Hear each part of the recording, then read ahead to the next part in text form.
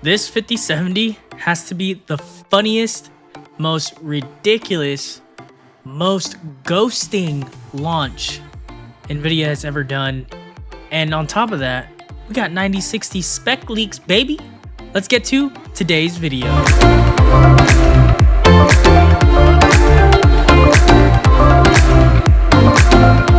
So the first part of this video, guys, we have Acer confirming the RX 9060 XT memory specs, and on top of that, this article goes over how the 5060 Ti apparently shows up out of nowhere with 16 gigs and 8 gig VRAM configurations. And just like before, I'll always have all the articles linked down below to my sources in this video, so you guys can deep dive and do whatever else you guys want to do while looking over the article yourselves. So here in a EEC leak featuring the Maxon GeForce RTX 5060 Ti graphics card, they are showing a 16 and 8 gig VRAM variant on that leak there, right? Of course, the focus right now is on the 9060 XT graphics card, which suddenly appeared on the list. This update comes alongside with the 9070 XT and non-XT variant of that card, which is now set to launch in a couple of days. And of course, the review embargo is lifted for that card tomorrow, so be on the lookout for that.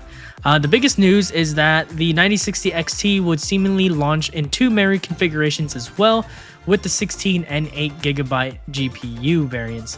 Unlike the 50 series with GDDR7, these cards would also use GDDR6, right? So here in this leak, in this article here, you guys can see the different product SKUs or description SKUs for the 9060 XT, showing the 16 gig on the very first part that's highlighted, and then the 8 gig on the overclock edition for these GPUs. And of course, it looks like here there are other ARC GPUs, which is pretty dope. Looks like they're releasing 570 10 gig, 580 overclock 12 gig.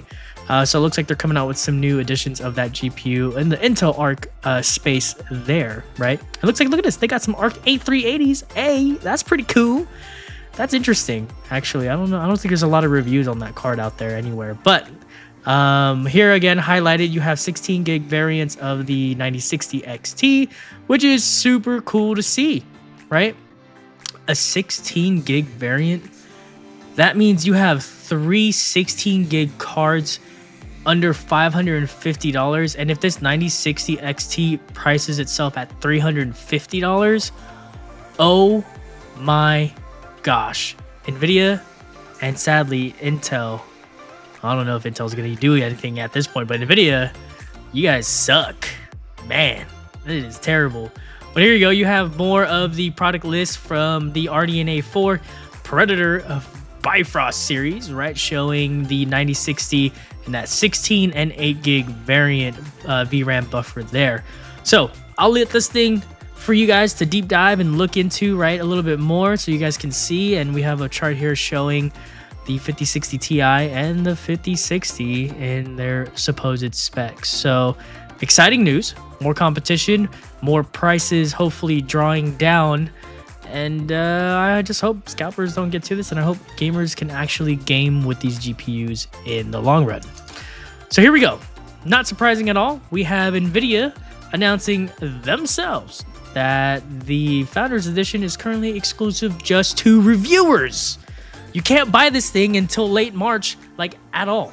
So already with the no launch, with the fake launch date, fake frames, fake 4090 performance on a 5070 card, they can eat some of that and shove it up there, you know where, right? So, yeah, NVIDIA, man, you guys, every time I make a video about NVIDIA and then comparing their products, right, like I use their GPUs for the past like 10 years, 10, 12 years, 15 years maybe, even when I got into like the PC space when I was a lot younger. And, yeah, they're just not for the normal consumer anymore. And this really shows what side of the fence they are on, right? And in this article here, it just says 2.5 hours before the launch, NVIDIA informed reviewers that the RTX 5070 Founders Edition will not hit the market until later this month. That means these guys who've already published their videos and reviews and things like that, they couldn't remake or redo what they had to do because, you know,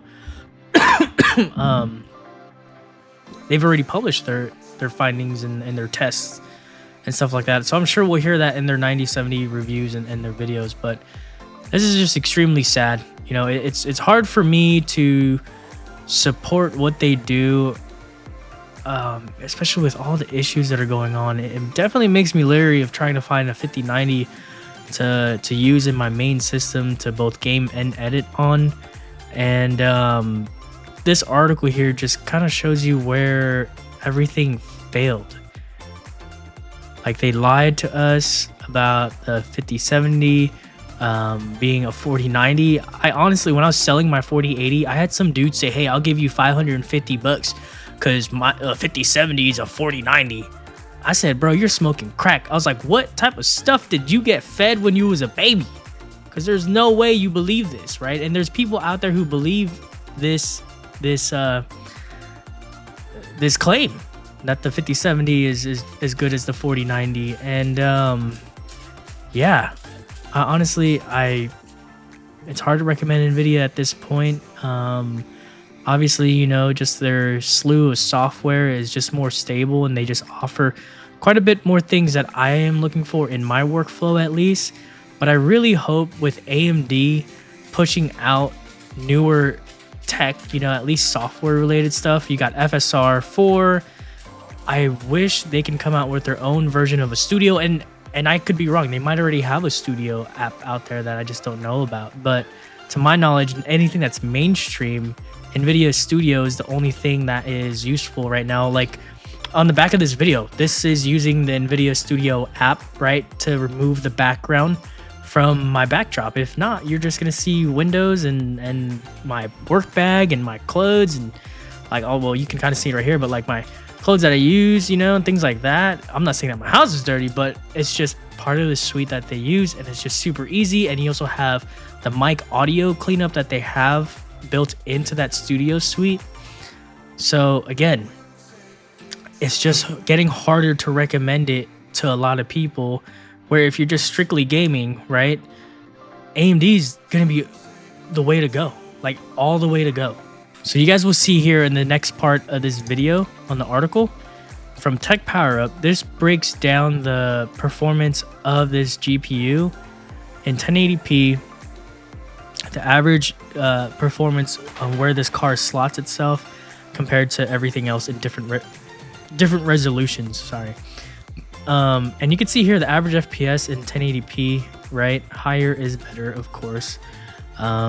You have this card at 154 frames per second, slotting it right below the 3090 Ti, just slightly above the 3090, right?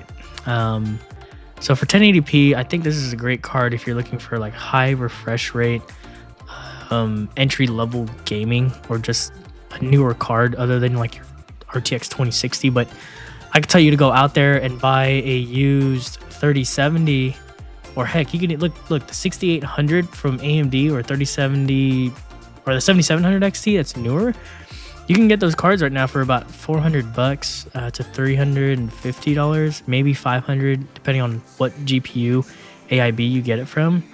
But yeah, I mean, now that they're saying that the card's not even there, and then you have the performance stuff here at 1440p, like, I don't know, man. This is just, it's cool and all.